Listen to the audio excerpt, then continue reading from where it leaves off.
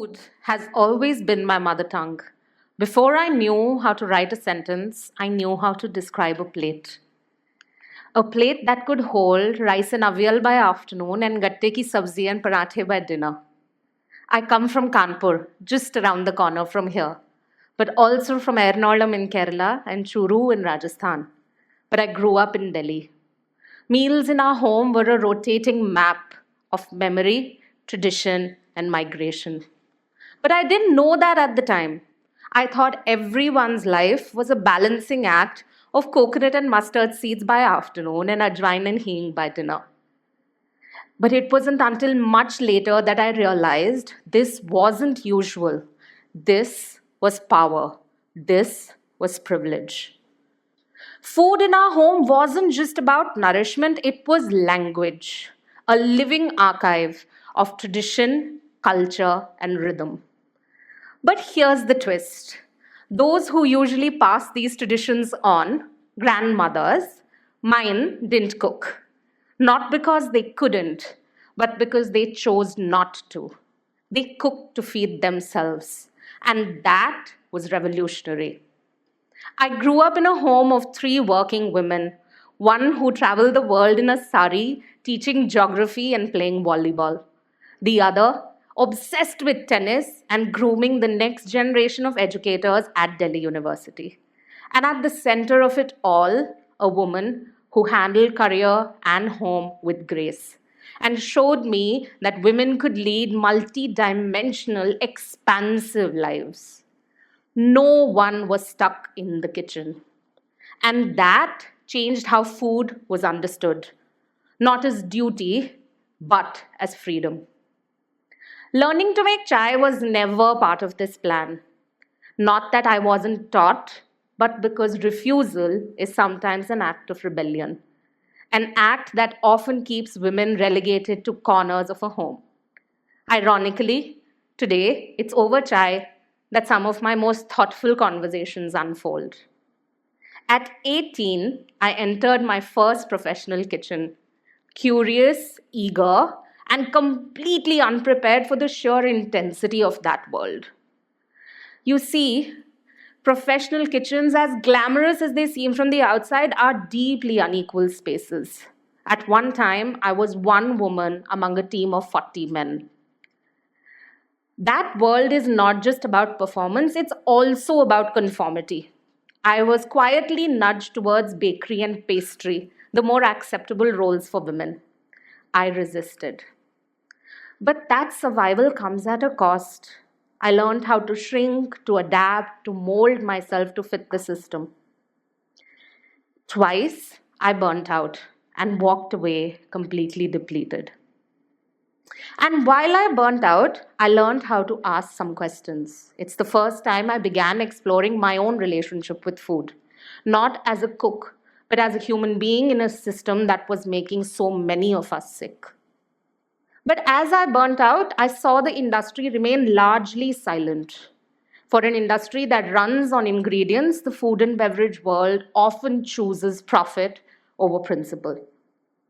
But chefs and restaurants can and must do better. We are not just curators of taste, we are intermediaries between farmers and eaters. And at a time when the world is burning and farmers are in crisis, neutrality is no longer an option.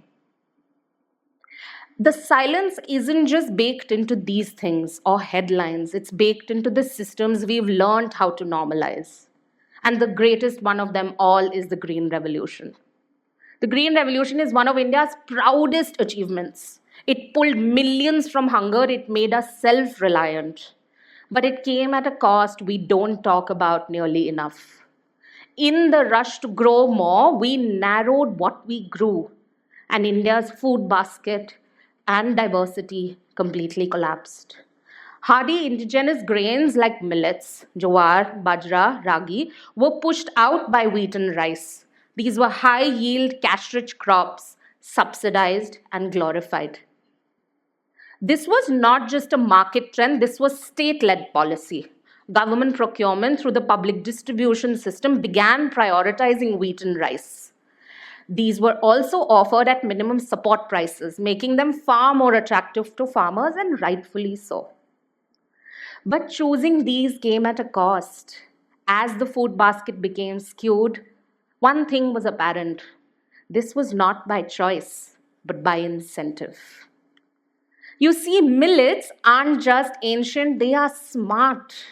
They're water hardy, low input, ideal for India's drought prone regions.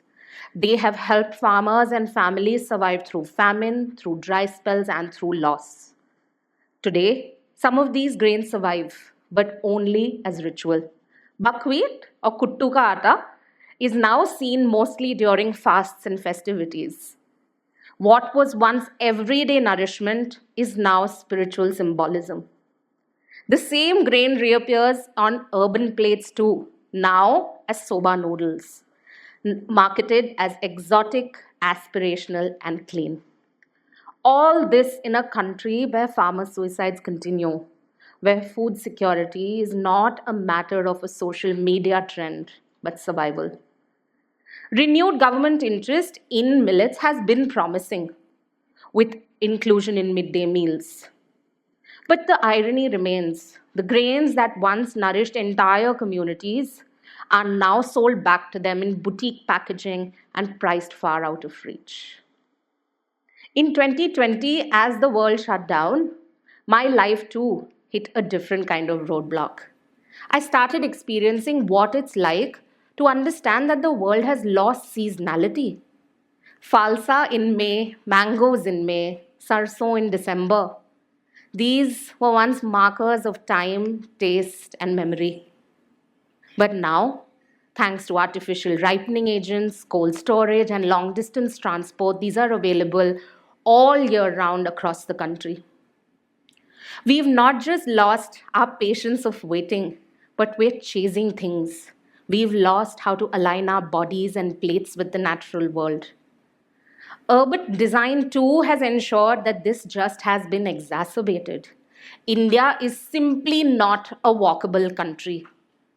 Public spaces of rest, exercise, or connection are rare. Our bodies were meant to move, but our cities have designed us into lullness. And with that, it comes back to the pandemic.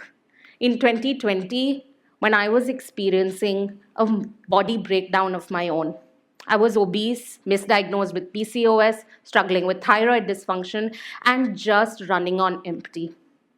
But sometimes, when everything breaks, is when you start asking bigger questions.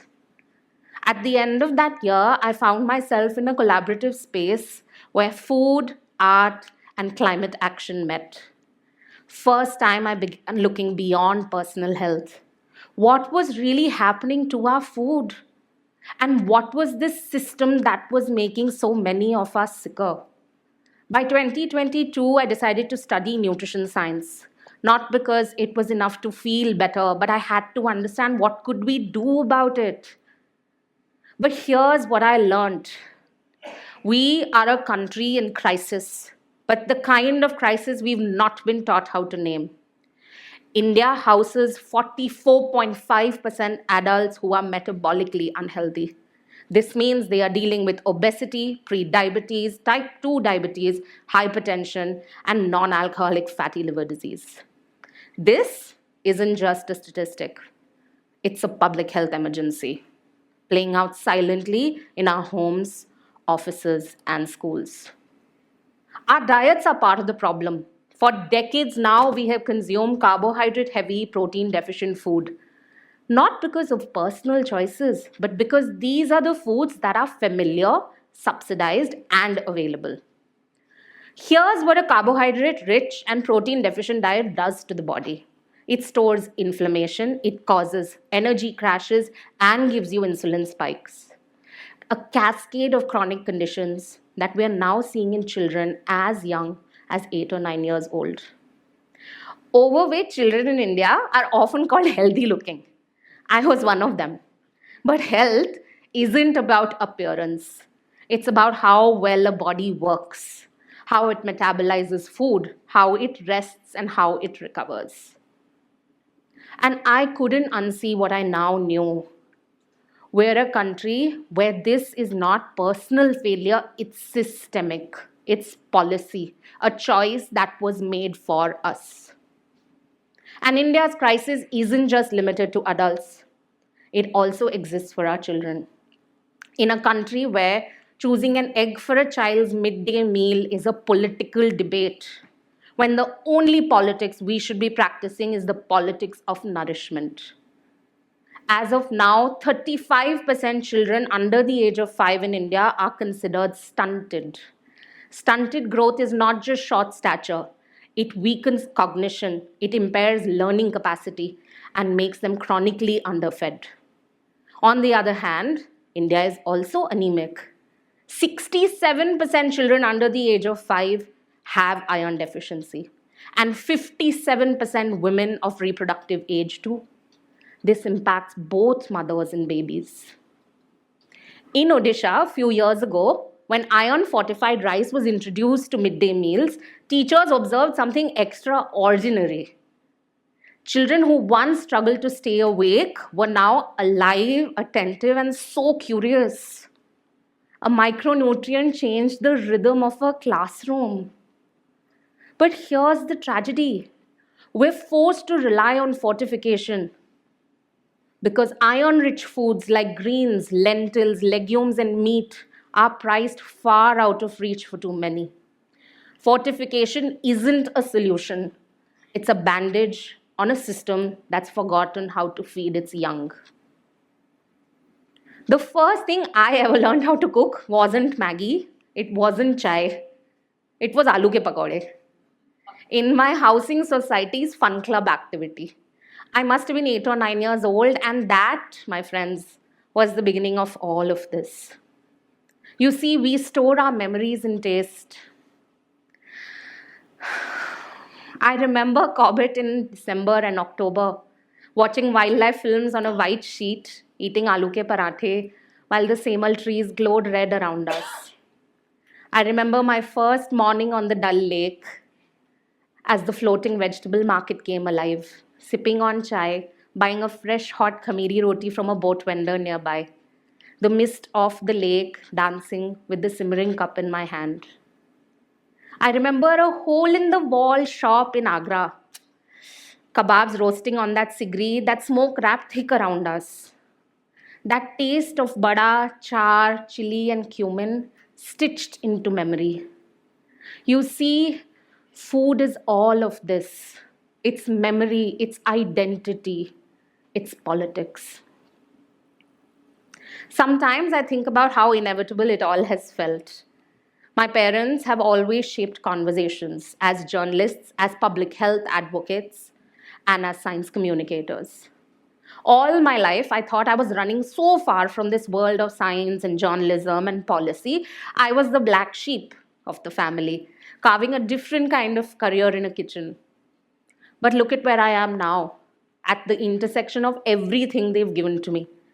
Not just their knowledge, but their lens on the world. I tell stories, I ask questions, and I also break down complex things for people to see themselves in it. But more than anything, I ask, what are we really inheriting? Not just language and systems and patterns and food, but also illness. For my parents, who with all their tools in the world, still are at the mercy of the food system we've built around us. So here's what I ask you to do. Remember that the food system is also in your body. It's the way your body is carrying the weight of broken public policy and a culture that's forgotten to take care of its people. Maybe it's time we shift the focus from feeding more to nourishing better, to bringing back kitchens which are not burdens but places of memory, to growing grains that suit our soil and meals that suit our people. So I invite you to do this with me today. Eat with attention. Ask where your food came from. And don't leave the kitchen to just one gender or one generation. because we're facing a nutritional crisis, a climate crisis, a protein crisis, and a care crisis. And we won't solve any of it by asking, what should I eat? We'll solve it by asking, who does this system serve? Who gets left out? And what can we do about it? It's not going to take farmers and policymakers and women and chefs. It's going to take all of us with a lot of curiosity and a lot of unlearning. Because before all of this, before I understood food and kitchens and policy, I was just a child at a dining table learning how to describe a plate. That was the first vocabulary I ever learned, and maybe the best one I'll ever speak. So maybe that's the full circle. I didn't start here by accident. I cooked my way back to myself. Thank you.